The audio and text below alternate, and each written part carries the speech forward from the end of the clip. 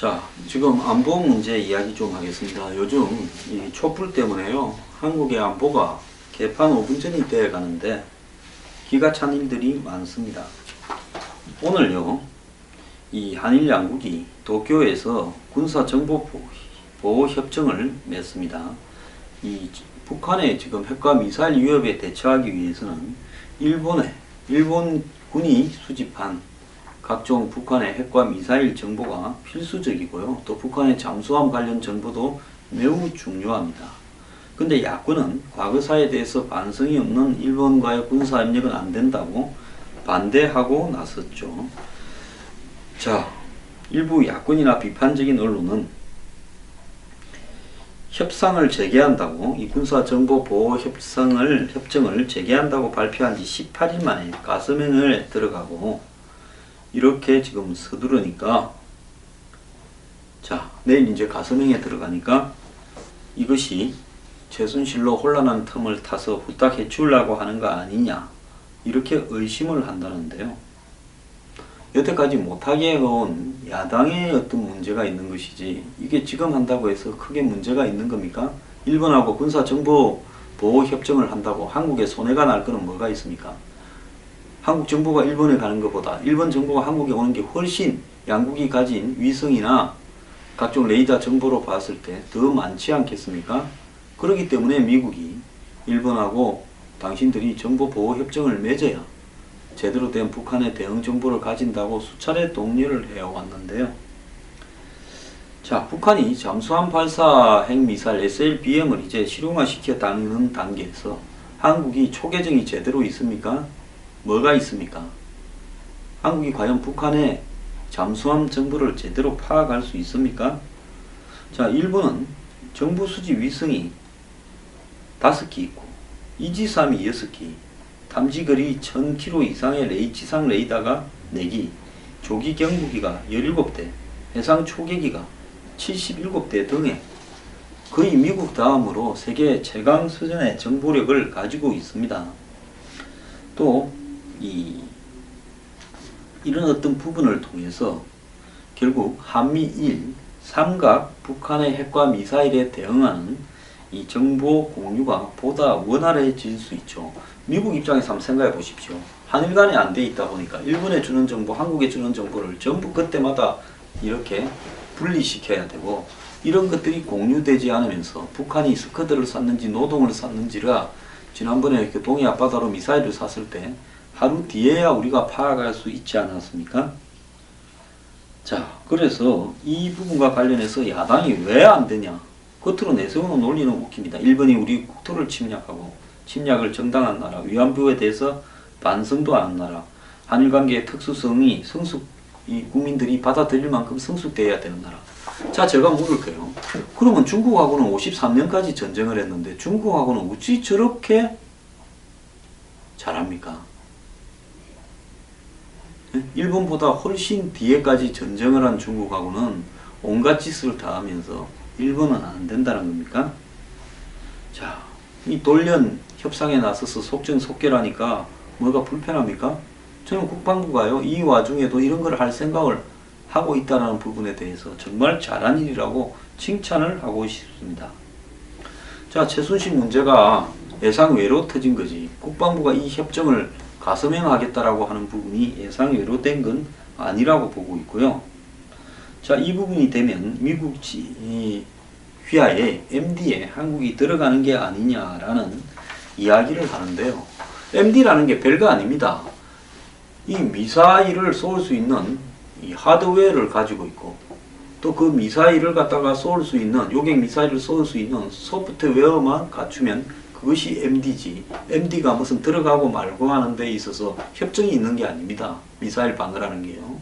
그러면 한국이 이 앞으로 사드를 가지고 또 추가적인 요격 시스템을 도입하고, SM3라든지, 그리고 이지삼이나 이런 쪽에서 또 일본과 미국에서 정보를 가져오면 그것이 MD인 겁니다. 그 사실상 MD가 구축되고 있는데 뭔 또 MD에 들어가는 게 아니냐고 무식한 소리를 하고 있습니까? 그러면 중국이 반발하면요, 그 반발은 문 떼버리면 되죠. 한번 보십시오. 중국은 우리하고 상의하고 미사일 방어 체계나 요격 시스템 정찰 시스템을 운용하고 있습니까? 우리하고 관계없이 이미 한반도 전역과 괌, 오키나와까지 이르는 충분한 위성 정찰 시스템, 요격 시스템을 다 갖추고 있고, 유사시에 부산으로 상륙하는 그 미국의 각종 이 지원 부대, 또 지원 어떤 군함이나 비행기까지 격추할 정도의 시스템을 갖추고 있지 않습니까? 그런데 왜 이 부분을 일본하고만 못하게 하는 겁니까? 이미 러시아를 비롯한 세계 19개국과 이 협정을 체결하고 있는데 중국하고도 우리가 제한을 해놓고 있답니다. 군사정보보호협정을요. 중국은 되고 러시아는 되는데 일본은 안 됩니까? 위안부는 위안부 문제고 이거는 이것대로 해야죠. 이 문제에서 중국 덜먹이고 뭐 과거사 덜먹이면서 반대하는 사람들은요. 저는 그야말로 친북적인 속성을 스스로 드러내는 거다. 저는 좀처럼 이런 이야기 안 합니다. 종북 문제, 친북 문제. 좀 적당히 좀 하세요. 지난주에요. 사드 문제에서 롯데가 발을 뺀다. 저거가 이 성주 골프장의 가치는 1,000억이 넘는데 저거한테 주려고 하는 거는 남양주 건데 750억, 800밖에 안 된다. 이러면서 사실상 중국을 의식해서 그러는 거 아니냐 이런 이야기가 많이 나왔고 저도 공격을 하고 그래도 뜻이 있는 사람들이 많은 비판을 했습니다. 이 자식들 말이야. 이 뭐 법적으로 깜빵에 갈 거 피하게 해주놓으니까 이제 또 딴소리를 하고 자빠졌다. 저거 진짜 악질이다. 한국에서 드러내야 된다. 이런 소리가 많았고 제가 유튜브에서 방송을 했을 때 그 밑에 댓글에도 그런 내용이 많이 달렸습니다. 이러다 보니까 오늘 나오는 이야기가 결국은 성주 롯데 골프장에 사드를 배치하는 쪽으로 롯데가 머리를 숙였습니다.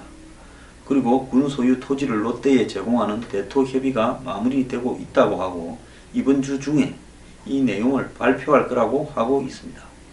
국방부가 대토를 추진한 이유는 현금으로 매입할 경우 돈이 엄청나게 들어가기 때문에 국회에서 표결을 거쳐야 된다는 거죠. 저는 표결을 좀 거치지 그랬나 싶은 생각도 있습니다. 자, 뭐 남양주 부지가 유력하다는데요. 아마 더 좋은 데 주지 않았나 하는 것이 또 제 생각이기도 합니다.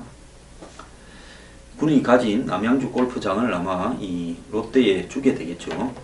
자, 국방부는 오늘 사드는 내년 중에 배치하고 전시작전권은 지금까지 2020년대 중반 이야기하다가 적정한 시기에 전환을 하겠다고 국회 현안 보고에서 한민구 장관이 답변을 했습니다.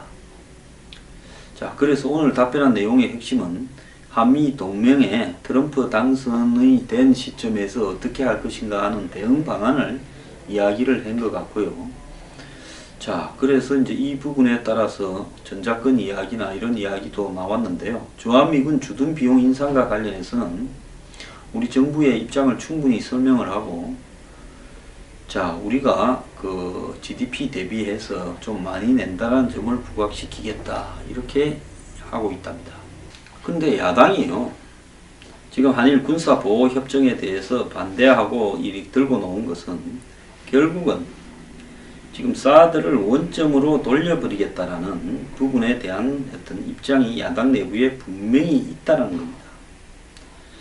자, 그래서 이 한일 군사정보보호협정이 체결되면 결국은 한일 간의 지통제 자동화 체계 시스템이 필연적으로 걸리게 될 거고, 지금 이 문제가 없어서 사드 배치라든지 또 한미일 삼각 MD라든지 군사동맹의 기술적인 문제가 애로를 많이 이렇게 당하고 있는데 이 부분을 지금 미국은 일본이나 한국과 박근혜 정부와 더불어서 하겠다라는 입장에서 박 대통령은 처음에는 이런 부분에 소극적이고 발을 빼다가 북한의 4차 핵실험 이후에는 적극적인 부분으로 돌고 있고 일본하고의 위안부 타결 등도 했는데요.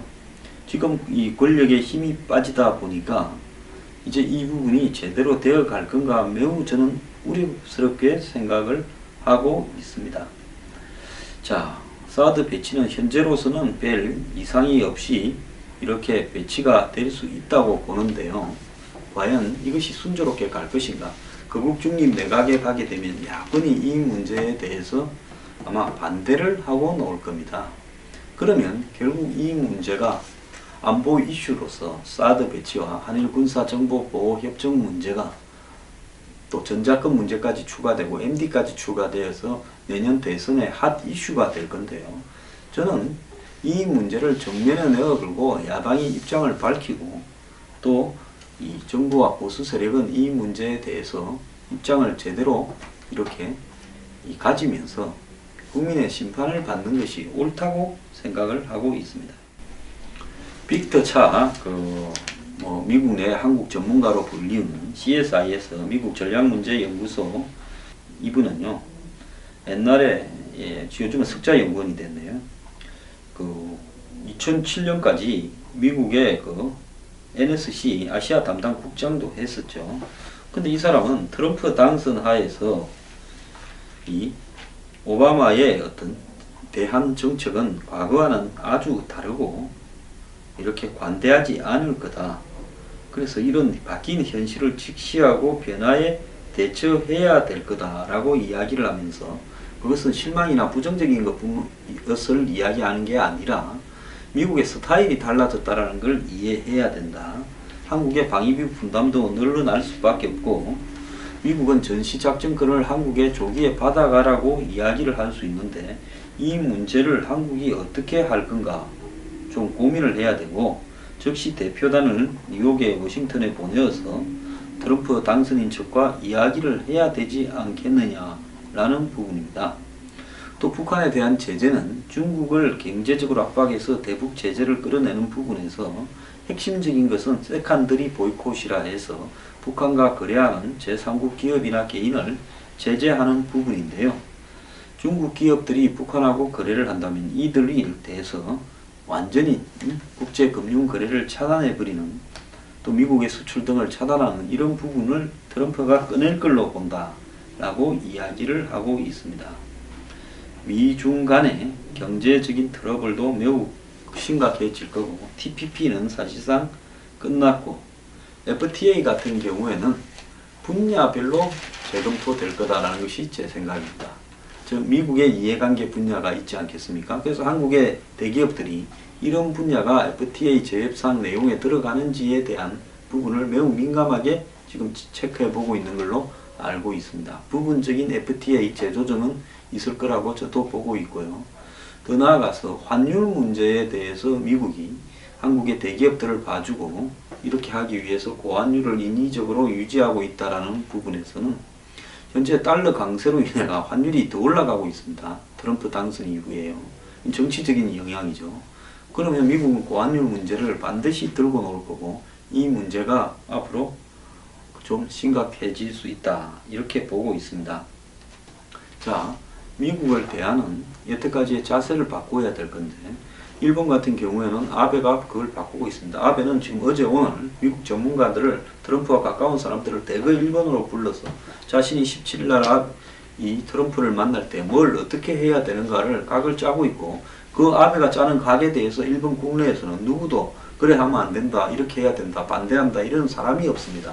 아베의 말이 협상에 가서 이렇게 협상력이 될 수 있는 그대로입니다.